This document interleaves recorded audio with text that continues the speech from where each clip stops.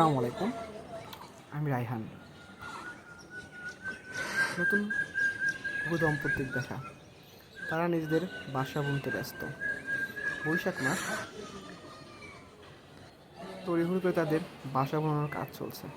এখন বাজে সকাল 6টা 30 মিনিট। তো আমরা এসেছিলাম পাবনা মিল বাইপাস ফরেস্ট নামে একটা এলাকায়। এখানে একটা সরকারি একটা বনায়ন, এখানে বৃক্ষরোপণ করা হয়, নানা ধরনের গাছপালা, এক ধরনের পাখিদের অভয় আশ্রম বলা যায় এখানে। তো আমার চোখে পড়লো এনারা দুজন একটা গাছের মগ ডালে বসে তাদের আপন মনে বাসা বলছে। আমি কিছুক্ষণ দেখার পরে ভাবলাম যে এটাকে ক্যামেরা বন্দি করা যায়। তো আমি তাদের দিকে লক্ষ্য করে ক্যামেরা ধরছি।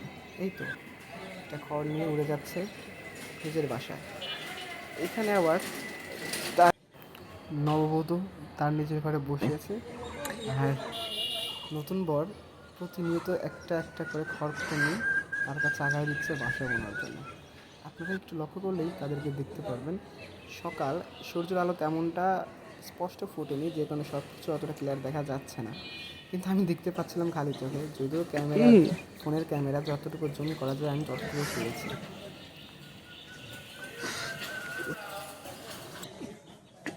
আশা করি এই ঝড়ঝাপটা সামলে তারা নতুন জীবনকে, পৃথিবীর নির্ধারিত সার্থক হবে।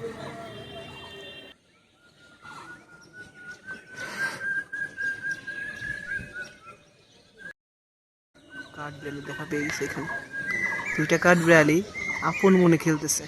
আমি বুঝতে পারি নাই যে এইখানে এত সুন্দর সুন্দর অ্যানিমালস, পাখি এগুলো দেখতে পারবো। এখানে একটা কাঠবিড়ালি আছে, যেখানে যাই পশু পাখি অ্যানিমালস এরা আমাকে টানে। ওদিকে কোনে গেল রে, ওকে তো ধরতে পারছি না আমি।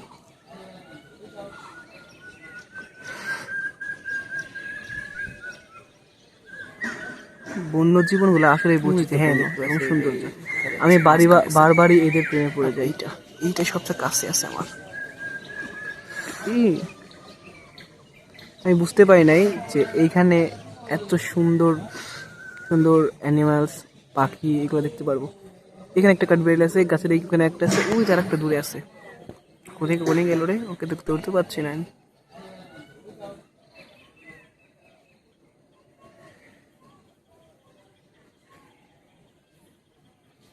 হ্যাঁ, দেখতে পাচ্ছি, এই যে দেখা যাচ্ছে মাঝখানে আছে। আর এইটা সবচেয়ে কাছে আছে আমার।